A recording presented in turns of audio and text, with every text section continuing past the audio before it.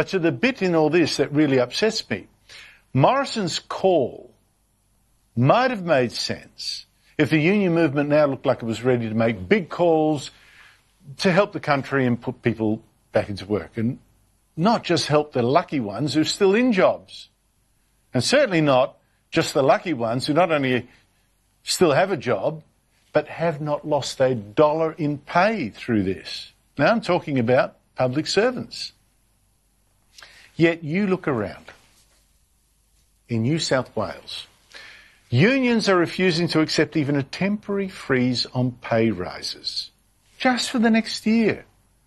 Not a cut in pay, just no more pay rises, just for the next year to save the New South Wales $3 billion that could be used to create jobs for less lucky Australians. $3 billion is a lot of money, but then New South Wales got an awful lot of public servants, nearly 400,000 of them. And you know what? Labor and the Greens say, yeah, too right, these public servants should get a pay rise, when millions of other people have just had pay cuts. Weren't we meant to be in this all together? What happened to that idea? Now, one of the New South Wales Premier seemed surprised today that a wage freeze now looks like it will be blocked in Parliament. It's important for us to stake our position, to say why we're doing it, to acknowledge that other states have done exactly the same thing, and to explain why it's important for us to be able to pursue this. It is just for 12 months. And if you look at the whole picture, if you look at the context, if you look at where we've come from and where we're going, we know it's a difficult ask. We know it's difficult for a lot of people to accept, but we also know it's the best decision at this point in time.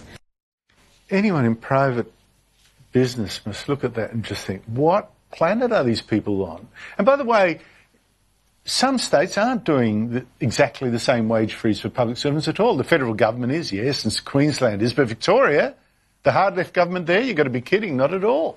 And get this, Dominic Perrottet, the New South Wales Treasurer, went on the ABC today to try to explain what I thought was a bleeding obvious. New South Wales is deep in debt. It needs money to put people back to work.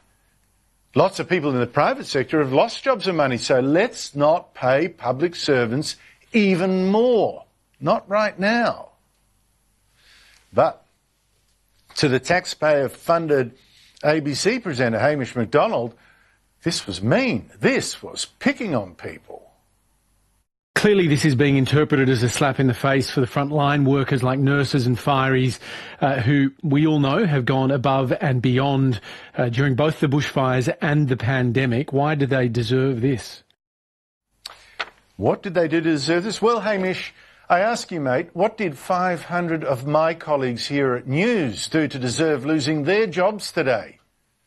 They're not simply being told they won't get a pay rise over the next year. They won't get any pay at all. Their papers are being closed because there's no advertising. What did they do to deserve that? What did the 600,000 Australians who lost their jobs just in April alone, what did they do to deserve that? And what did the millions of Australians in the private sector who've lost their pay, some of it, or they lost their hours, they're down to a couple of days of work a week. What did they do to deserve that? This is not about deserving. This is about trying to deal with the hand that's been dealt to us. Now, for these Australians who've lost money and even their jobs, to hear this whinging about public servants not getting a pay rise, a rise paid for by people in the private sector, to hear that is an insult. We're all in this together. We now know that is rubbish. If you're in the private sector, you're getting belted. If you're a public servant, you're not. In fact, you've got your hand out for more money, and Labor and the Greens are saying yes, yes, yes. And whose side are the unions on in this? Maybe Scott Morrison could ask them that at the first meeting of his new Kumbaya Council of big bosses and big unions. To discuss this, I was joined earlier by Sky News political editor Andrew Clennell. Andrew Clennell, thank you so much for joining me. Andrew, look, we have had today 500 of our colleagues here at News lose their jobs. I can't believe, when hundreds of thousands of Australians have already lost theirs, that Gladys Berejiklian, New South Wales Premier, cannot get Labor and the unions to agree to a pay freeze, just a pay increase, freeze on their increase for the next 12 months. What's going on? Well, the upper house is going to disallow this regulation if they put it forward, a wage freeze for everyone. So the New South Wales Treasurer, Dominic Perrottet, Andrew, he went to the unions and said, look, I want to put in some exemptions for some frontline workers, not many, nurses, I'm not sure if police, but just a few. And the union said, no, look, prison guards are frontline. This is what's been told to me by government sources anyway. Prison guards are frontline, docs are frontline, Department of Community Services. And they wouldn't draw the line that he would draw. So he's gone back and said, look, I can't exempt everyone from this thing or we don't get the savings from it. And so he and Gladys Berejiklian pushed through their cabinet this proposal to do it for everyone. That's been tricky because they recently gave big pay rises to senior executive public servants. And there's probably some community opposition to cutting police and nurses' salaries right now, but certainly not to the rest of the bureaucracy. And it is Australia's biggest employer, that 320,000. Where we'll go from here is Dominic Perrottet will enter negotiations with those upper house crossbench members.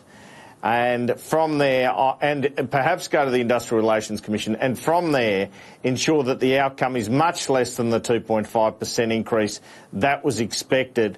Maybe it will quarantine certain workers, not others. Maybe it'll just be a lot less across the board, although I think that would be pretty unpopular to give ordinary public servants any sort of rise in this environment at all. And he'll also mount the argument that you have to do this so the government has more money to create jobs. The test will be whether it's to actually create jobs or just improve the government's budget position. But it's been put to me today, Andrew, that this is almost a starting position in the sense that the government fully expected the upper house to perhaps block it. They start negotiating from here. Gladys Berejiklian, mind you, very keen to point out that Anastasia Palaszczuk in Queensland has implemented this exact same policy without any sort of fight or too much of opposition. She doesn't have an upper house, of course. That's the main point they've got going for them. That's a significant argument. I find it incredible. There are hundreds of thousands of Australians who'd be grateful to have their job back. There are millions that have had a pay cut. And here are people actually squabbling over a pay rise that is paid for by the taxes of the people who have got it in the neck in the private sector. I just find it unbelievable. Labor should be dragged over the coals for this. This is just disgraceful.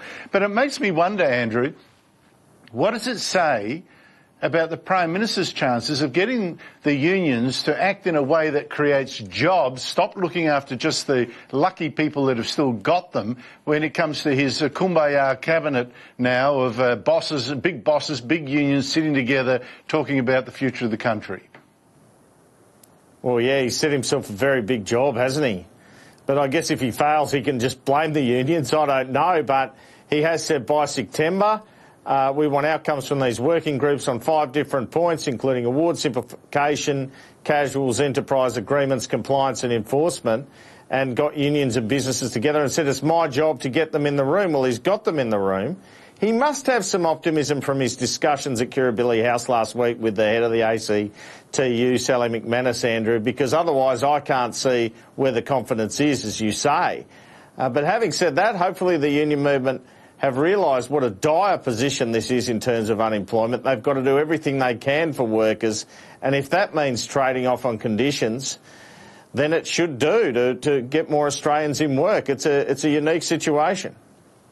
Yeah, well, that's the whole thing in New South Wales. The unions won't even agree to a stop in a pay rise. They're not trading off anything at all. I mean, I just can't believe the mentality here. But anyway, there's a kumbaya rhetoric over there and there's the really depressing reality over here.